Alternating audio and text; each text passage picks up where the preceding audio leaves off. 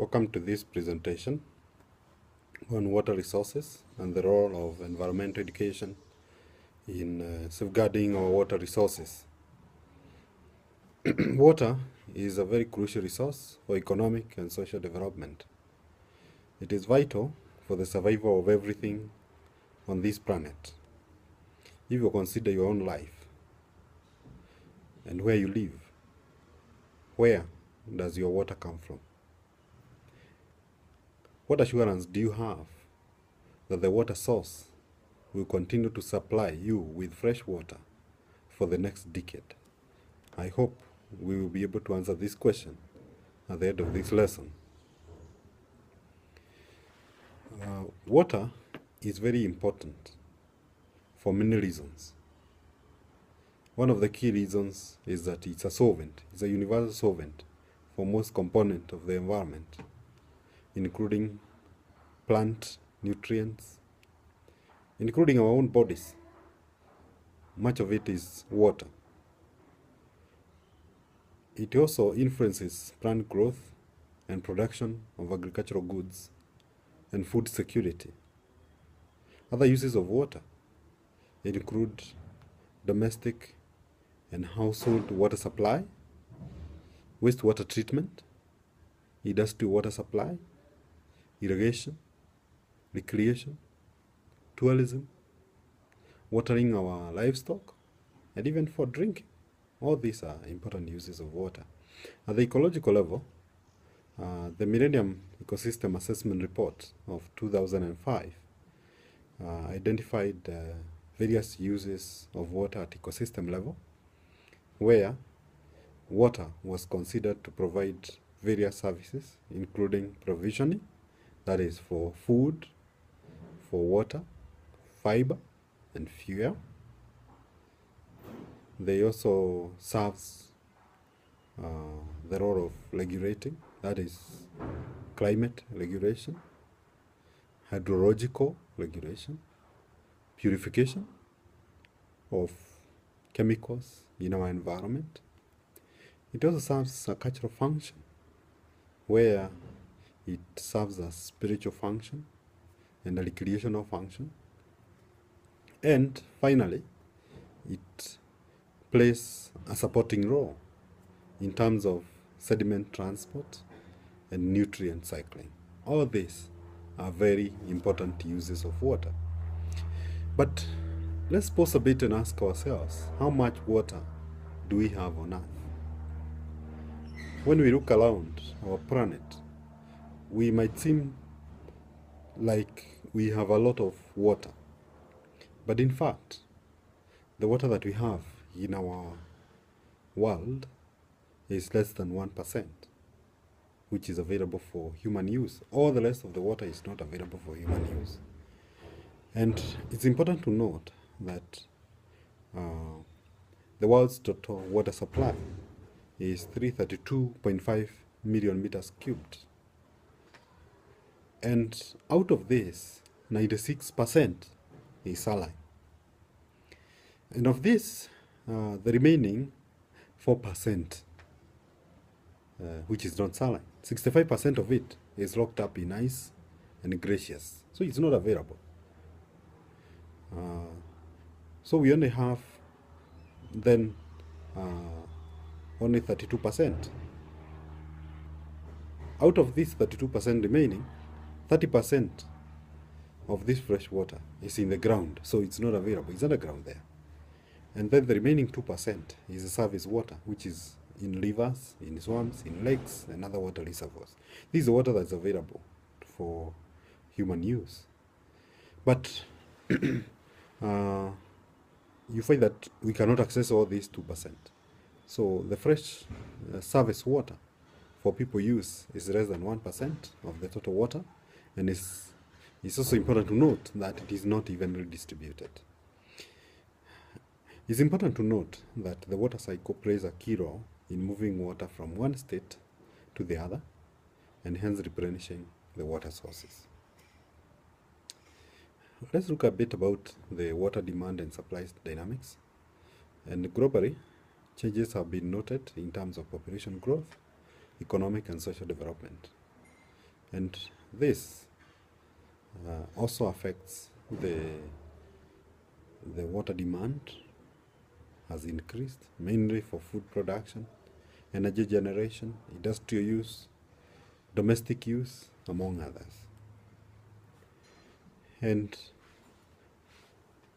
we note that there has been many nasty things that have been done to water resources. For example, where people live is mainly within a catchment. And within catchments, we have noted a lot of degradation which emanate from population pressure. As people increase, they demand for land to settle and to grow food.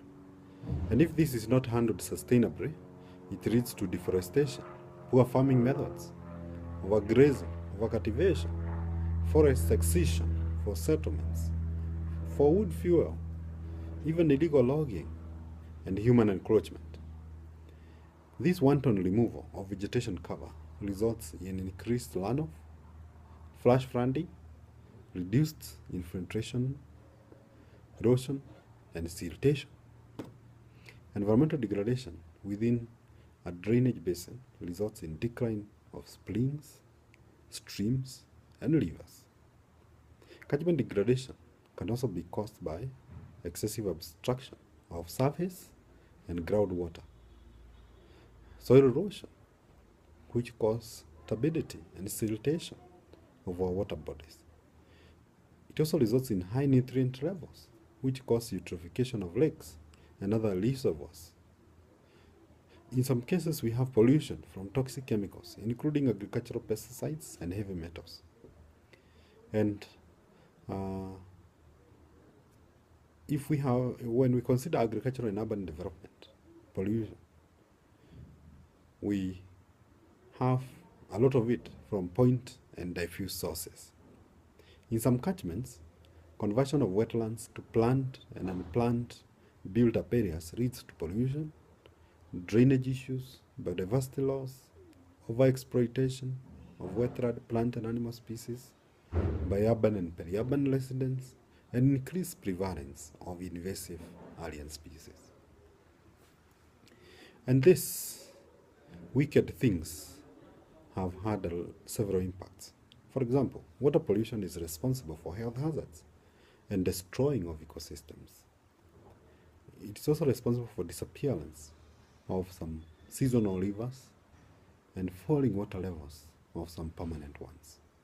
We also have damage to fisheries, reduced hydropower generation, adversely affects biodiversity, reduces industrial capacity through increased costs for pollutants. Floods cause loss of life through drowning and also cause diarrhea and cholera through contamination with fecal material. We also have flooding the farmlands, which influences food security. Acute water scarcity is also a main cause of waterborne diseases such as diarrhea and cholera, which brings forth an unhealthy population.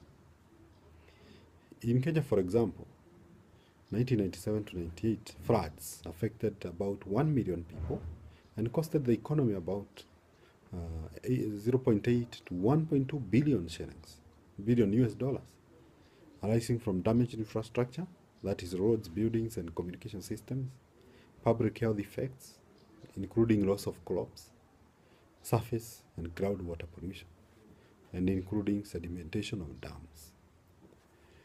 And therefore, these wicked things that we do in our water resources have resulted into diverse costs. For example, soil erosion causes silting of water bodies, and this increases maintenance cost for dams. They have to be desilted, and even the water pumps. It also causes reduced life of pumps, the pumps that pump the water out of these water bodies. And what we have seen is abandonment of water supplies because the cost of running them are very high.